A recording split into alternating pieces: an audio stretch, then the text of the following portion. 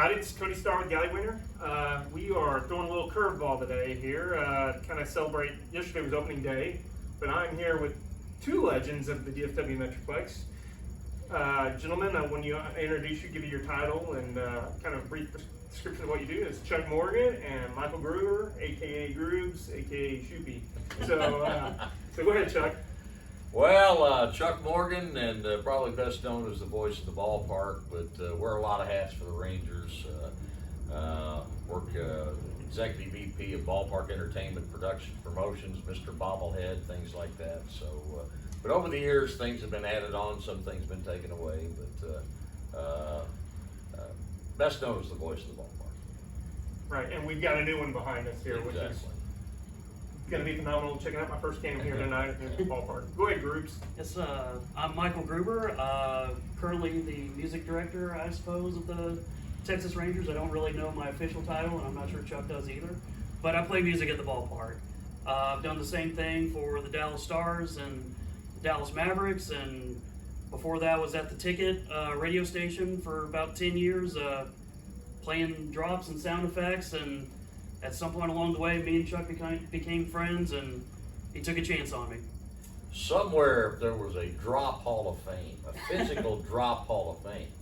He would be the number one guy in the drop hall of fame. Yeah, I think I want to talk about drops a little bit later. So, yeah, so both of you guys, obviously music is a big part of your lives. Chuck, a lot of people probably don't know this, but you have ties back to old Nashville and Grand Ole Opry. So can you tell us about, before you became a Ranger guy, what you did? Well, it was a lot of being in the right place at the right time, and knowing some people and having some friends, but I was announced at the Grand Ole Opry for quite a while, and then did the all-night trucking show for a while on WSM radio in Nashville. Of course, WSM's were kind of the flagship station of country music, and it's where country music got its start. And, I actually started out to sell insurance, and that's how the Grand Ole Opry got going and things like that. But I was very fortunate to be there in the mid-'70s to early '80s, and anybody that was on the road or singing at that time in the country music world, I either interviewed or introduced on a stage somewhere or things like that. And back in those days, Cody, it was a lot different than it is now. It was really old school, where being in Nashville, you were fortunate to have people who would have just cut a record, and within an hour they brought an acetate over to the radio station for us to play, and then talk about where they were going to be on the road and things like that. Like I know when Ed Bruce first wrote "Mamas Don't Let Your Babies Grow Up to Be Cowboys," he came up and sang it to me, and we put him on the air and let him sing it over the air. And then there was another guy one time, Don Schlitz, who was a computer programmer at Vanderbilt University Hospital there, and he had written a song called "The Gambler," and just stuff like that. And being in Nashville and where things like that happened was great. And it was always, in that time of night, we would always have at least 10 to 20 people in the studio watching, and that, which is kind of like this setup here now at the ballpark. But, Right, you're kind of in a fishbowl. Right. But it was just a great time to be there. Met so many talented people and great people in country music. Very cool. Groups, like I said, you've been DJing all around the Metroplex. You're still hanging around town a little bit, so. Hanging around Dallas a little bit, yeah. So tell us a little bit about how you got here.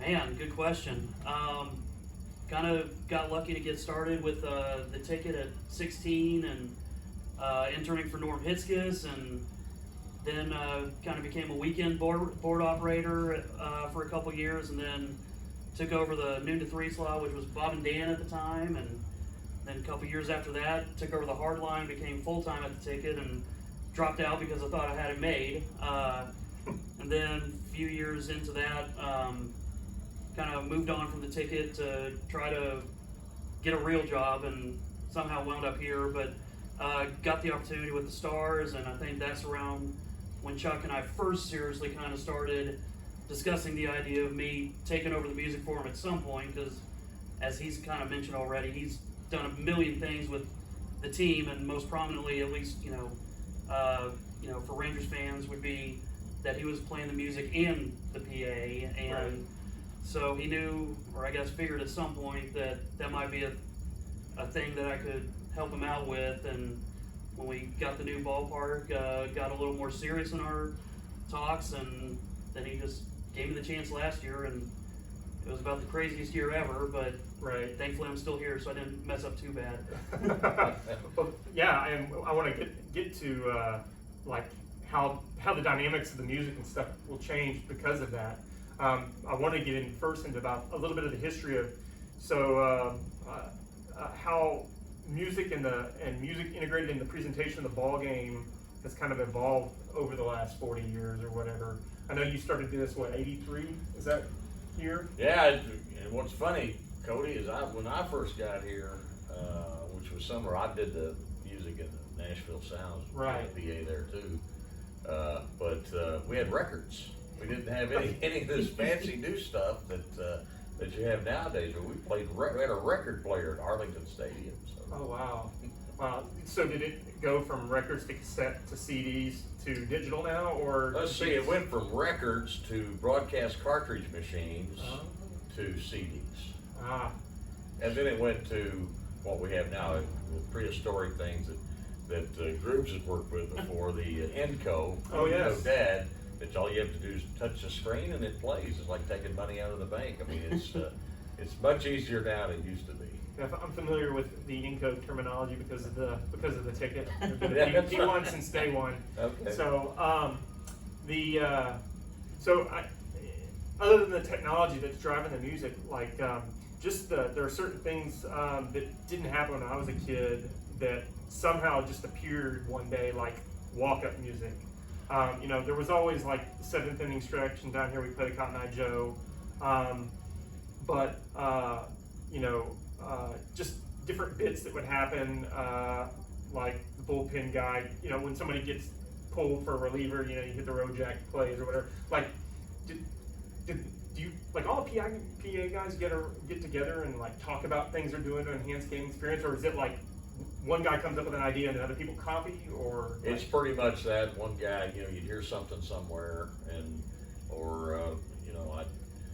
you just hear something somewhere and it makes sense, and then there's just things that when you're driving down the road and you're thinking about things and you'll hear a song and you go, well, that'd be perfect for that situation, and the one thing it takes is, and we're very lucky to have Grubes, is you gotta have a baseball fan. If you're not a baseball fan, then it's going to take you a while to figure that type of things out. But it's got to be somebody that knows the game, knows what happens. I don't think we ever thought much about, when I first started, things that you could relate to like that. It just kind of evolved. But you mentioned walk-up songs, and I think a lot of that, I don't know if we want to give credit to the technology, but that's what's made that much easier. That when you've got, and Grubes runs at this every day, I'm constantly sending him messages from players about what things they want, Right. or he's getting personal messages from players. Is that now, if you go to a Little League game, the technology's changed so much that kids that age are getting music when they come up to bat, and by the time they get to the major leagues, they've got about 10 years of music behind them already. So, but it's the technology, and that's really what changed the walk-up music stuff. Yeah, that's actually pretty interesting, because I remember I played baseball growing up, and when we played All-Stars and we would travel and we'd play up in here, and then the fact that somebody was playing center field in between innings while you're warming up and stuff, your just juices were flowing. But the other thing, if you go back into the, I guess, the 40s when PA systems first got amplified and they brought organs into the ballpark, the organist would play something to do with a guy walk up to the plate and they play a little something about his hometown or something about his name or something like that. And that's probably the early walk-up music. So there was a rumor that, like, you were one of the first, or if not the first, to do walk-up music. Is that true or not? That's, I think MLB claims I was the first, but we were doing walk-up music, and it wasn't walk-up, it was more warm-up for, like, pitchers. Okay. And, Doug Rader made a suggestion or two when he was the manager that when he would go out to the mound for a pitching change or something like that. But no, I don't know if we were the first, but I can remember playing some walk-up music with records. Yeah, I think now that you mentioned the pitching music, I remember like the reliever coming in and you would play like Madonna's Vogue or something like that. Like it's got that big intro to it, right? And it's really weird how those things kind of stick out in your head. Dave Schmidt, who was our closer in '83, he wanted The Fireman by George Strait. It was usually for pitchers. So we were doing it back then. Back then. Oh yeah. Gotcha. With records. Wow. That just blows my mind. Because I guess, sorry to ask a question, but I'm guessing you had them queued up at certain points, or did you just play from? Well, I had a stack there, and I knew that if he was coming in, I'd have it ready. But I saw him warming up, so I'd have it ready. But you knew where the needle went on the record. The only thing back in those days, they didn't have like today now, Cody. They'll select certain portions of a song that they want, so we couldn't have done that with record. Yeah. So how does that work? Is it all players that like the players feed you requests, or do you guys like that's got to be his song or whatever? Like because like Sweet Home Alabama was Rusty Greer, right? I can't imagine he didn't recommend that. That was probably you. That right? was just me. That was right. And that's where he was from. Right. And that's the same thing with. I don't think it was probably late '90s before players started telling us what they wanted. Like Juan Gonzalez would, I just thought when he was coming up to bat, it was like the Death March because he was going to knock right. the ball out of the ballpark. So right. I'd play the Death March from Star Wars and. But that's But nowadays it's the players. I'm sure Grubes does the same thing. But I'll be driving down the road here, so that'd be perfect for Joey Gallo. But Gallo's got other ideas. They tend to like their ideas, but it is funny just specifically thinking about endpoints and where you're playing songs. Like Matt Bush requested essentially the intro for All Along the Watchtower to be doubled. So it took me a moment to figure out like how do I splice this, and it's all digital, so right. I can mess up as many times as I want, and that's where like Chuck was saying, it's so much easier now. It's like now the problem is having too many options, because I've got essentially all of Chuck's library for as long as everything's been digitized, and then adding in stuff that I brought, and then stuff that we use in our pre-game playlists, and then batting practice, and when fans walk into the building, and just trying to keep track of all of it now is the problem, rather than worrying about an edit or something, because I'm able to do all that at home. Or if it's a walk-up song, I just do that up at my station on my laptop, and it's all just set. So I'm not having to worry about the record needle falling off or something. So it's a little easier. Texas music has kind of woven its way into the game presentation over the years.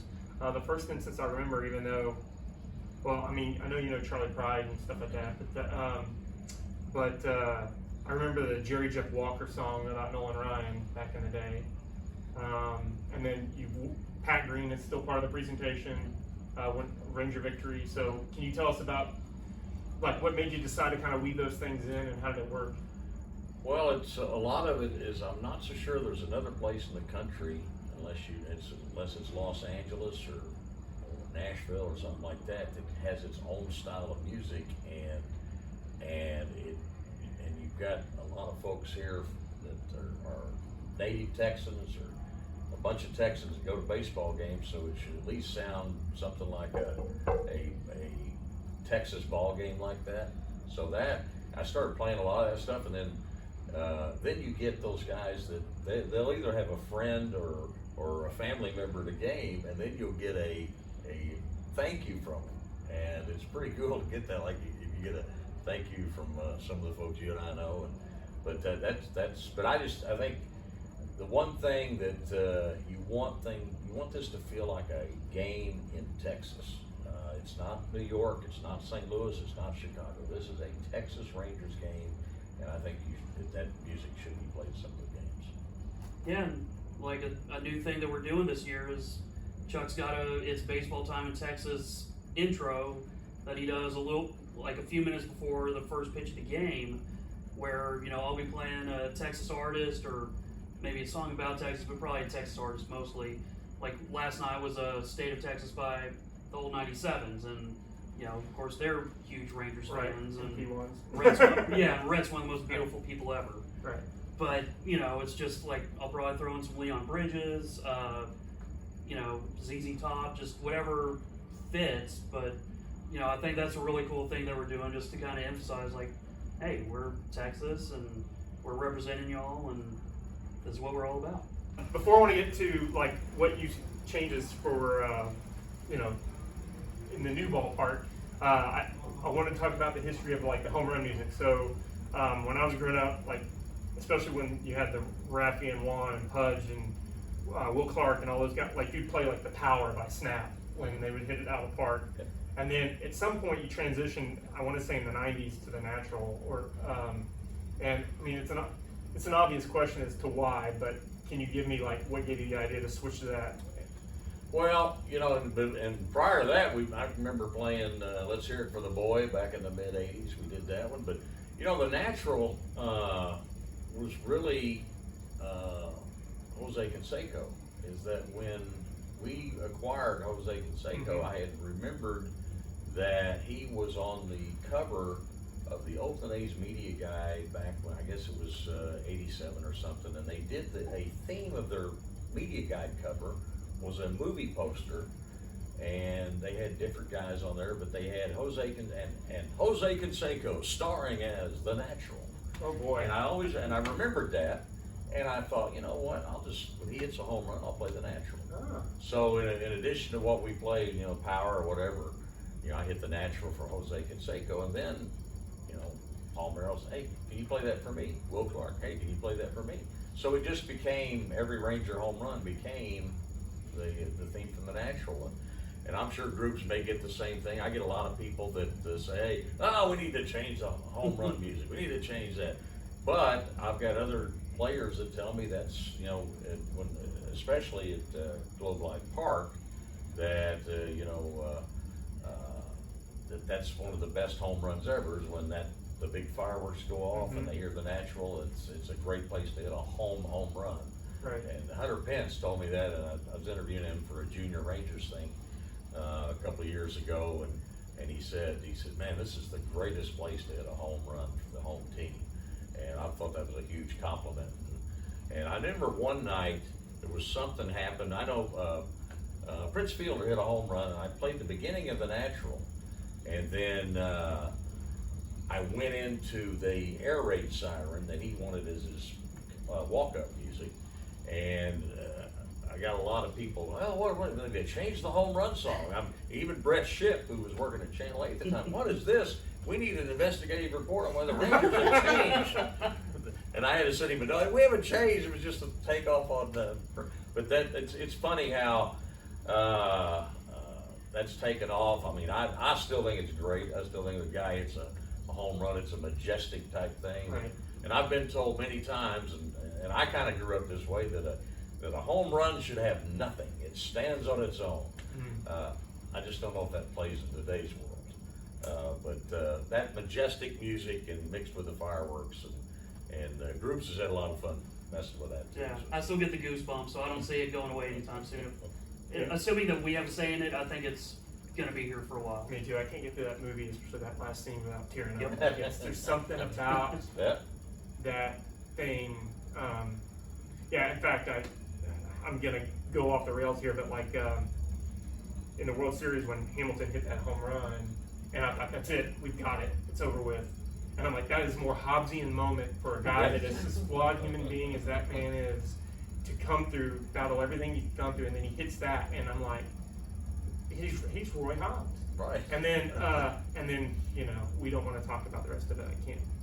I can't stomach what happened with Freeze and fly ball and stuff. But I can't watch it. I agree. But okay, so with the new digs, talk to me about like what's new, what you might change, how you're going to bring your own style to this now that you're kind of offloading the music stuff from Chuck, so he can just focus on the PA stuff and the in-game presentation and all the other bits that you do.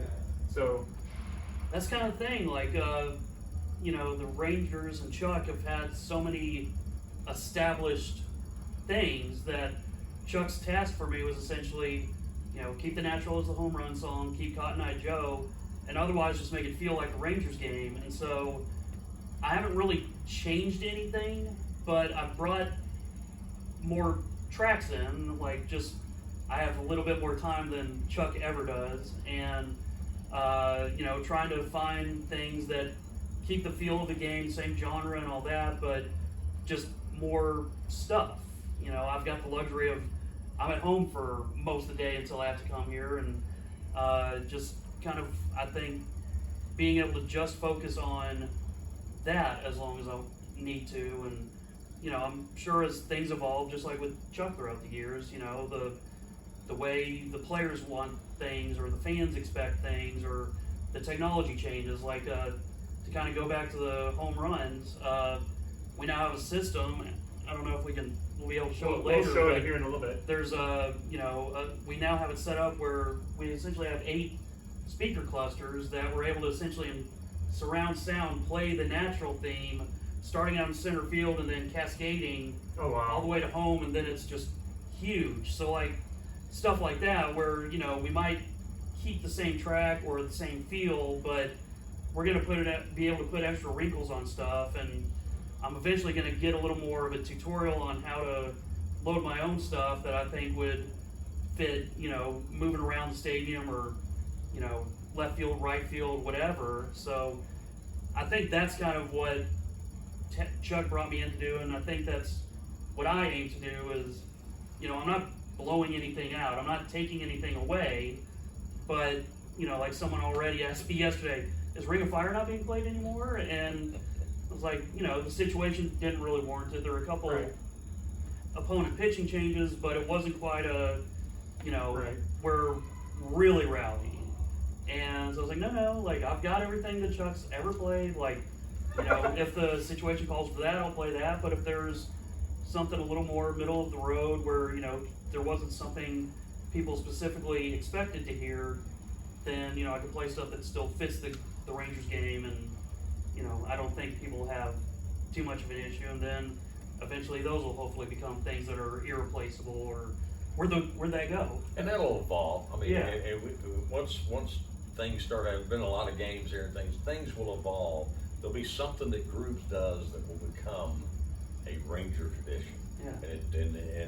But the thing is, I noticed when we moved from Arlington Stadium to Globe Life Park that the best thing to do was to keep it where it felt like a Ranger game, it sounded like a Ranger game, because you don't want a bunch of questions like, hey, what, you're not playing Ring of Fire anymore. Not good enough for us anymore? Yeah. Well, So, that'll evolve. Well, I can definitely step, because this is a new place, right? And so like you have to have some sort of elements of home to make it feel like home transition, right? And then it will build new traditions as you go along. This was a big controversy going from Globe Life Field to Globe Life Park. Did I get them reversed? Other way, yeah. See, you know, because outdoor stadium, that stadium had a lot of character. People here, you got to make believers out of this. I mean, I was one of the people like, it looks like Minute Maid 2.0, but like, what's y'all's take on that? Like the difference of the ballpark and so far? You know, I've been here so long, Cody, that I'm so happy that for the fans that come out here, that they can now come watch a game in comfort in the summertime. Sure. They don't. It's a tough experience, or was a tough experience across the street. So I can't judge that. I'm just happy that that's the way it is. But you're right. I mean, the roof changes things. That it's a huge change. You move from this old house to this new house with this fancy roof. So some things need to stay the same. But I'm just glad that people are going to be cool now and they watch a ball game this summer. Yeah, it's like Chuck and I joked last year, you know, with the way the season started in June, late June, you know, it was already 100 degrees, and, you know, Chuck notices me wearing a hoodie up in my booth because we got the roof closed, we got the air conditioning on, and I was like, this is great. Like, hoodie and shorts weather is my kind of weather. I asked him, I said, Grubes, when's the last time you wore a hoodie to a Ranger game in July? So. Never. Yeah, I can definitely see that, because especially if the season's not going well, like if you have a losing season and 105 outside, forget about going to the ballpark. And now that at least you can have a nice afternoon, whether the Rangers win or not, you know, but at least you can be comfortable doing it. The other thing is so when we went through the World Series years here, I remember you saying explicitly, like, this Metroplex is a sleeping giant as far as the fandom and stuff. And I can only see in a place like this, it was loud. I was at World Series game 4. It's when Napoli hit the double off the wall and everybody lost their minds. And then we ended up coming back and beating the Cardinals. But I can imagine how loud it's going to get in here. And then once you have, 36,000 people in here, whatever, how crazy it's going to get. We noticed on opening day yesterday how loud the crowd was singing the national anthem. That game you talked about, remember the Cardinals lost some of the communication. Right, the bullpen. Because the Ranger fans were so loud. And it'll be that way here. Grubes and I, we witnessed that with the World Series last year, how loud it was. Yeah, even with 10,000 people, like, we could already tell, okay, it's going to be loud, especially with the roof closed. But even yesterday, we were just about, I think it was full capacity, Right. full sold out. And it was so loud, like Chuck said, on the national anthem, the flyover. When Chuck said it's baseball time in Texas, like, you could just hear, like, it was starting to get to that point of, like, man, I'm going to be going home with feeling like I'm wearing earmuffs. It was just so loud and just nearly lost my hearing. But good problem to have. Yeah, and speaking of, so last year was the goofiest year known to man, and you guys kind of got the luxury of, even though it stunk, everybody's so excited to get in here, and then it just went, right, and then, but it kind of gave you guys the opportunity, especially you coming in, your rookie season, so to speak, to get a dry run and kind of work out the kinks and figure out how the sound works in here and stuff, so, and then you got to do the World Series, so how was that?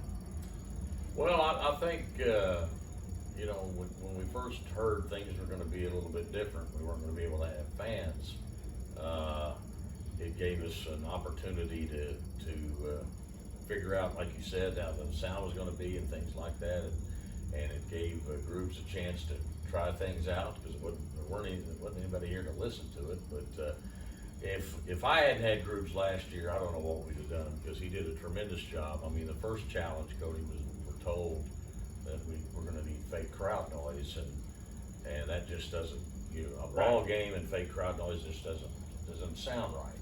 And he did a fantastic job. We were way ahead of the curve with other teams.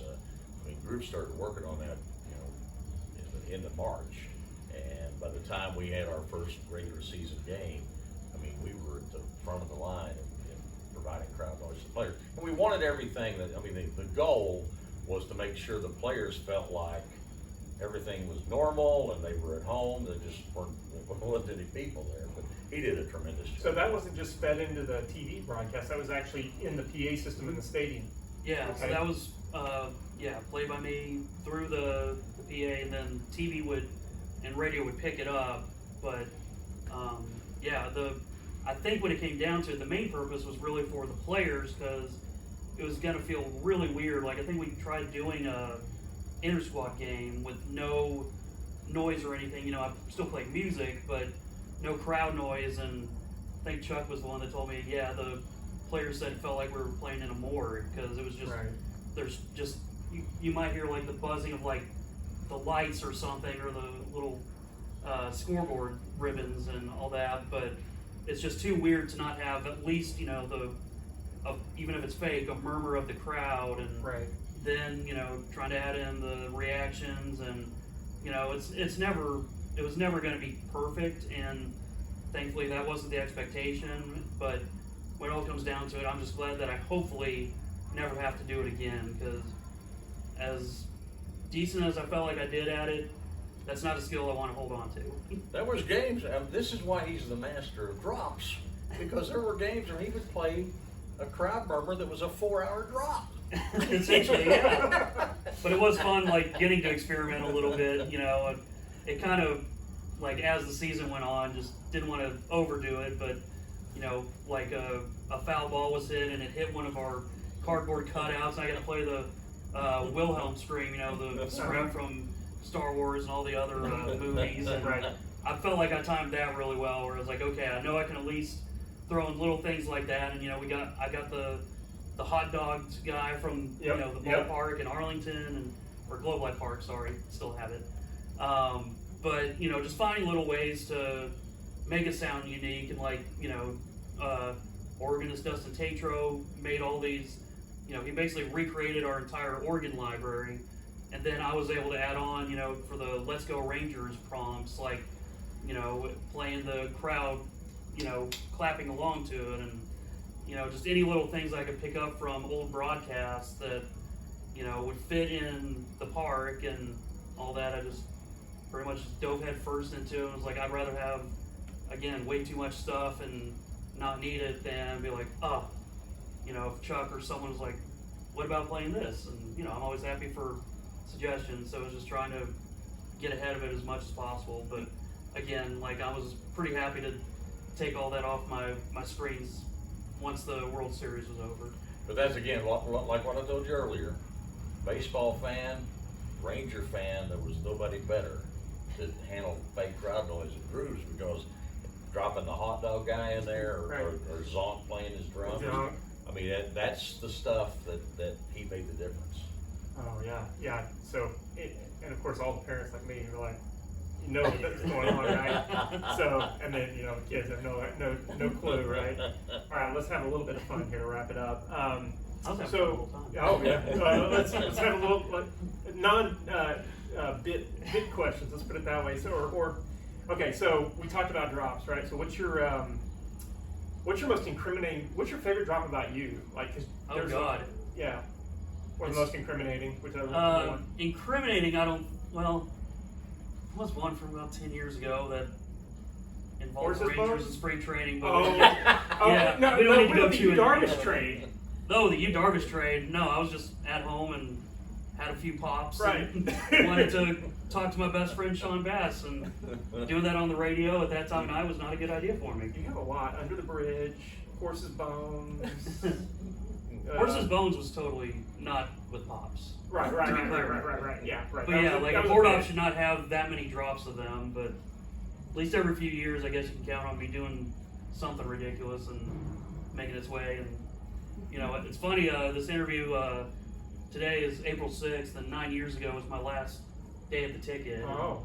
So it's really weird to still have drops being used, and like I know what that's like, because I was playing drops of guys like Expo or whoever that had left and been gone for a while. Mm-hmm. But it's weird when you're the one being made the drop, because it's like I'm the one that's supposed to be playing those. And you have one famous drop that I know about, jarring. Yeah, and I used to, it still happens. I can be standing in line at the grocery store before Grubes came along. And HEB in Greenberry? Yeah. And, before Grubes came along, and people would come up and say, hey, do Steve Buechele, right. or Juan Gonzalez. Now, they don't ask me about that. They'll say, hey, can you tell me not to jar? I say, kids, please don't jar and drive home safely. And, that's thanks to Gruber. Hey, it was just too good a quality not to keep that drop. That was when, I guess, like, you were on with Wipe the Day Done Suck at the ballpark, and somehow we were able to get, like, the cleanest feed ever from your microphone or something. Right, it was pristine. It was glorious, because I think we had, like, a version of you saying it on the phone or something, with an interview you did on the hard line. But getting the real thing, I was like, I ended Wipe the Day Done Suck with that for probably about a year, and then we, kind of like that natural progression things, I kind of moved on and didn't use it as often, but yeah. And I started doing cameo things, and there's so many guys that'll send me it's my birthday or it's my husband's birthday, and for some reason wants you to say, kids don't jar, please don't jar. So I get put on the cameo things too. So.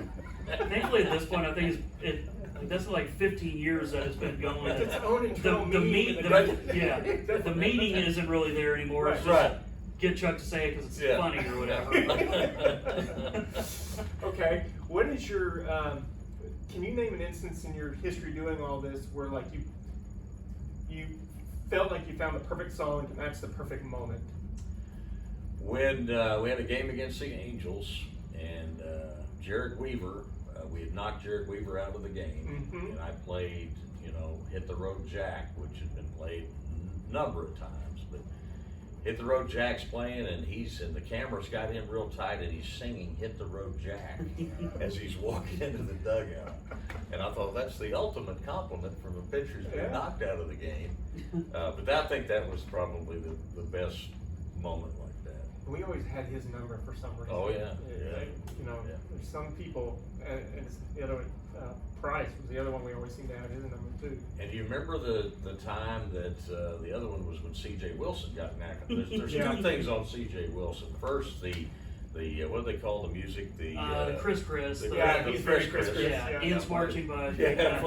I play the Chris Chris music. Right. And I don't think C.J. Wilson ever knew what that meant. Because I don't know if you ever heard that. The other part of C.J. Wilson, remember when he gave out Mike Napoli's phone number in spring training or something? He tweeted it out or something.